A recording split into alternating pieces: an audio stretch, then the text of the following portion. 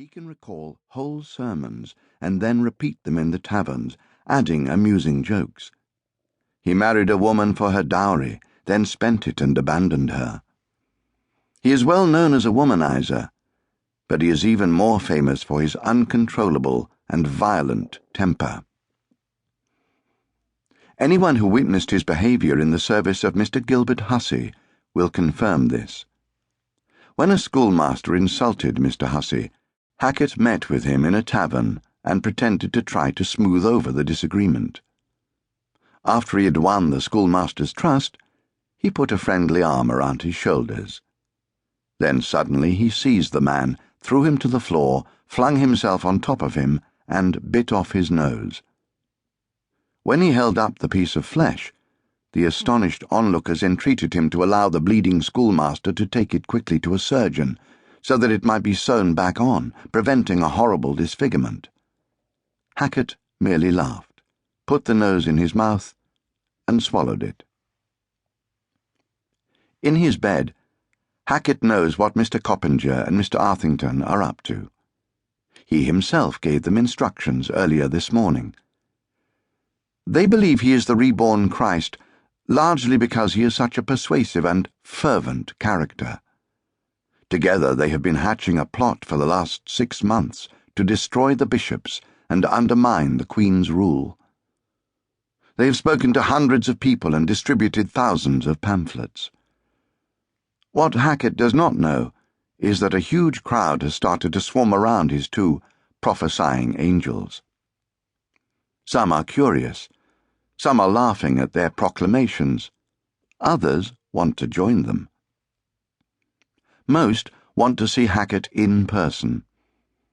Such a large crowd is pressing against them that soon Mr. Arthington and Mr. Coppinger are trapped. They seek refuge in a nearby tavern, the Mermaid, and manage to escape by the back door before returning to the parish of St. Mary Somerset and their slug-a-bed Messiah. News runs through the city. By noon, the city watchmen are marching from house to house. By 1 o'clock, all 3 men have been sought out by the authorities and arrested. Within 2 weeks, 2 of them are dead.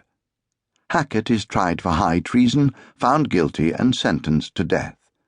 On the 28th of July, he is dragged on a hurdle to the gallows, hanged while he spits abuse at the hangman, then cut down and beheaded and butchered in the traditional manner, his headless body being cut into 4 parts, each with a limb attached. Mr. Coppinger dies in prison. The authorities claim he starved himself to death.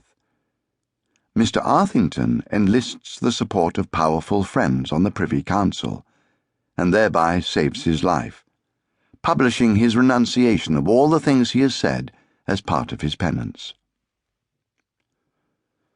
This is an unusual episode, and yet it is evocative of Elizabethan England. Had it taken place 200 years earlier, Hackett and his gentleman supporters would have been given a wide berth by the nervous citizens, unused to such sacrilegious uproar. Had it taken place 200 years later, these events would have been a cause for popular ridicule and a cartoonist's wit. But Elizabeth's England is different.